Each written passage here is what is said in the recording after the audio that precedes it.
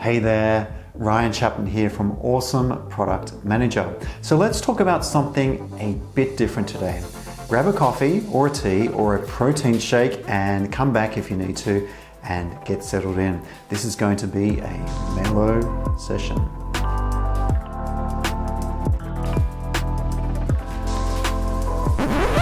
Actually, not that kind of mellow. Today I want to share the story about how Steve Jobs helped me get into product management. So stick around to find out more.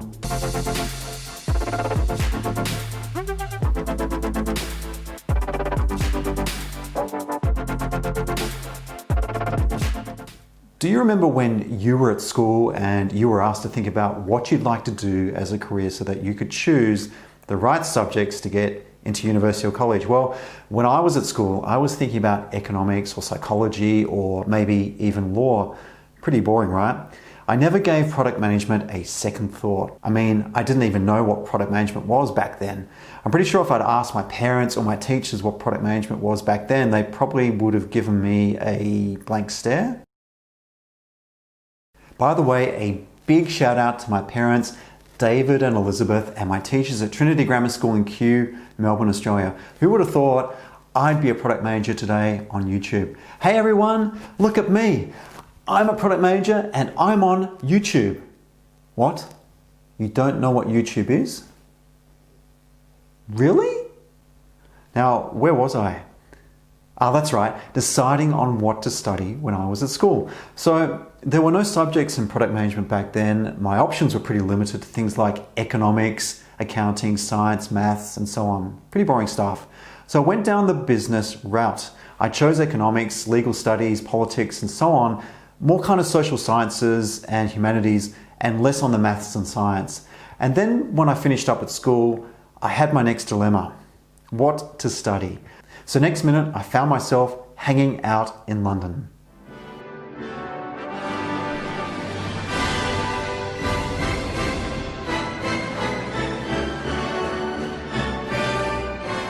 For many Australians, a working holiday in London is a rite of passage. So I thought I'd try it early, get out of my system and do it before I decided what I wanted to do next. Plus, I wasn't even sure if I wanted to really go to university. I mean, my parents had forked out an enormous amount of their hard-earned money to put me through a great school here in Australia, but I'd had a lot of family disruption in my last year at school and my mind was kind of all over the place. So taking a year off to get some clarity and live somewhere a bit different for a while was a great way of resetting my compass.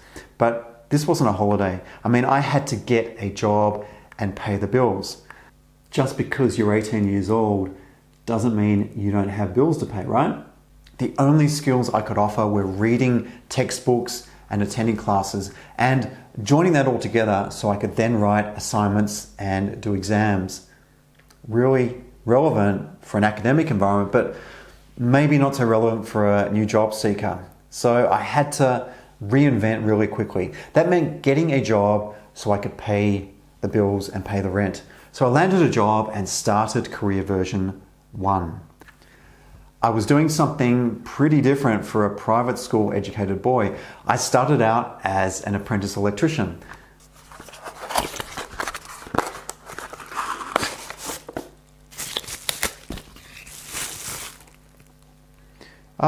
Does anyone know how to put this light socket up into that light fixture up there?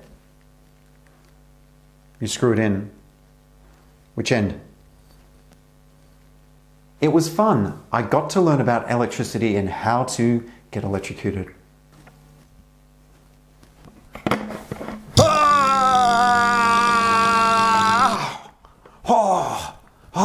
Hazing or playing pranks on young apprentices was unfortunately common back then, and so I received my fair share of electrical shocks from co-workers. Hopefully things have changed a lot since I was starting out. Back then it was just what happened.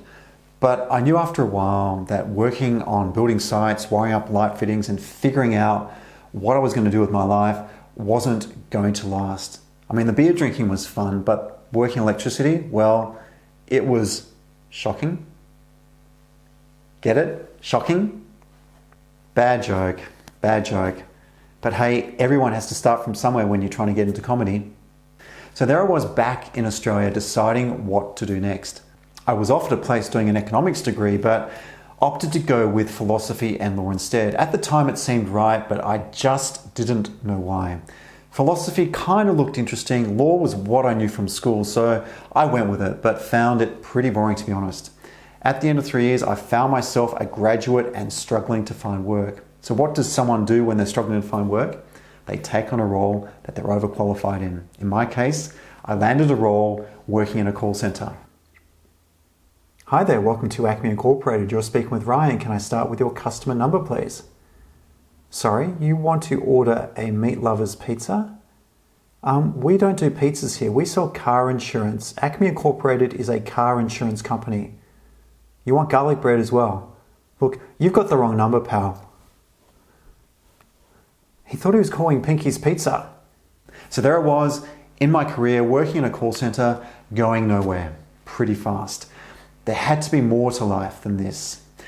One thing I developed was a total respect for people working in shift work. One week I was working from 4 a.m. to 12 p.m. The next week I'd be working from 8 p.m. to 12 a.m. And then, if I was lucky, I'd maybe get an 8 a.m. to 4 p.m. shift the following week.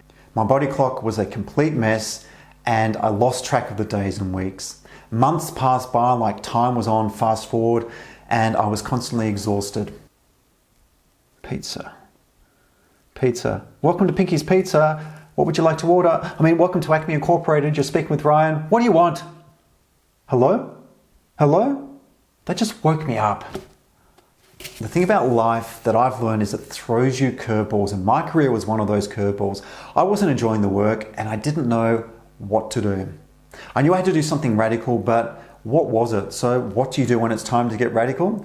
You learn something new. So I went back to university and completed a commerce degree and I loved it. Business was a natural fit for me, and doing subjects ranging from accounting through to economics, right through to computer systems just got me excited. Compared to my first degree, I was getting honors in everything and it felt so natural and easy for me. It was just a natural fit and it was great. Then it came time for career version 2. So I applied for graduate programs across a few big companies, and before I knew it, I was going for psychology tests, cognitive tests, team activities, and one-on-one interviews. It was such a contrast to where I'd been. It felt like I was finally getting somewhere. I was making progress. I didn't know towards what though. And that day that I received a call offering me a graduate role was one of the best days of my life. I'd gone from being overqualified and unemployable to having this great opportunity that to this day I've always remembered and have always been so very grateful for. My first day was just amazing. I was working in technology and working on projects. I was a commerce graduate getting to work in technology without any experience, and I loved it. I was solving problems and delivering solutions, and best of all, every Friday night we had work drinks. The folks I worked with were great. I was learning heaps. They even accepted my slightly crazy antics at my first ever work Christmas party. Yup. That was me with my tie around my head. My role back then was a business analyst, which meant working with a project manager and delivering technology solutions in big data. So I was gathering requirements, writing up specifications, right through to getting involved in implementation and testing. I even got to do some traveling as well. It was like the planets had aligned and come together for me, but I still felt like something was missing. I'd always had an entrepreneurial bend and liked the idea of running my own business. And 5 years later, I had that opportunity. I started a side hustle. I learned how to code and build a web app that helped connect high school and college students with work experience opportunities. Next minute, I was being approached by Reuters who invested in it. And soon afterwards, I was made an offer to buy it. I decided to sell it. Why? Because I probably didn't back myself and didn't really know what the hell I was doing. Plus, I was scared about leaving the security of full-time employment, given I'd known what it was like to struggle to find work. But I really loved the experience of creating something on the web, and it was the first clue for me what I was meant to do with my life. I had an interest in two things, digital and building products. But I was in the thick of my role and I didn't know how I could take this side passion and turn it into something I could do every day of my working life. So I kept doing what I knew and kept hustling on the side, trying out new concepts, improving them, improvising on them. Some worked and most of them failed. I changed organizations, kept working on projects, and then came back to where I'd started working as a graduate a few years before, and that's ANZ Bank. For those that aren't familiar, ANZ is one of the world's top global banks with a regional focus on Australia, Asia, and the Pacific regions. I was back again working in similar roles to what I'd done previously and getting tired of it. I felt a yearning to join the dots on years of experience working in technology, projects, and products, and doing something that I could bring my whole self to. Bringing that love of digital and my love of creating things and creative processes to my day-to-day job. And then it happened. I saw an internal job ad and it was working in digital, but it was something I wasn't so sure about. It was working in a software architecture role. I knew about architecture, but I'd never done a role in it. So frankly, my chances were pretty slim. After going for the first interview, I knew pretty quickly that A, it wasn't the right role for me, and B, I wasn't going to get it. The type of questions they were asking me, I just struggled to answer, but something unusual happened afterwards. The interviewer actually called me, and instead of saying they weren't going to offer the role, she said I'd be a good fit working in that digital product space. I couldn't believe it. It was where I really wanted to be, but I just didn't know how to get into it. Was this really going to happen for me? Was I going to get to work on digital products? So after a round of interviews with various leaders in the space, I received a call. Like that day that I received a call from the graduate hiring manager, my heart was racing and I was so nervous.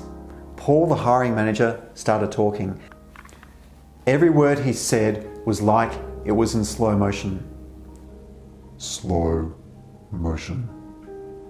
We'd like to offer you the role. We'd like to offer you the role. I couldn't say anything. Words wouldn't come out of my mouth. I think all I could say at the time was, I can't believe it and thank you so much.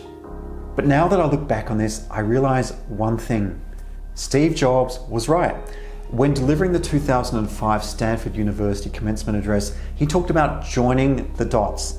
Those things in your life that happen that on their own seem unconnected to a bigger whole or purpose. But when put together, like a jigsaw puzzle, suddenly they reveal something truly amazing. As Steve said, you can't connect the dots looking forward. You can only connect them looking backwards. So you have to trust that the dots will somehow connect in your future. You have to trust in something, your gut, destiny, life, karma, whatever. When I reflect on where I've come from, unemployable, low confidence, no direction, to a role today that I really enjoy immensely and get to see customers actually using in their daily lives, I wonder sometimes if I'm dreaming. But I know I'm not. I never set out to be a product manager, but now that I've got this amazing opportunity in my life, I'm going to give it everything I've got. If you're thinking about getting into product management or looking to progress your career in product management, remember to keep taking on those opportunities. They may not seem like much at the time, and they may not make much sense, but someday when you look back and join those dots, you'll know that they counted for something. So thanks, Steve. I owe you one. Now, if you like this video, you'd make my day if you give it a thumbs up and select the like button down below. And if you want to learn more about product management, then make sure to subscribe over there or down below. Finally, leave me a comment. I read them all, and if you've taken an unconventional road to getting into product management, I'd love to hear about your story. As always, you're awesome. Keep being an awesome product manager. And as I say in Spanish, nos vemos. Catch you soon.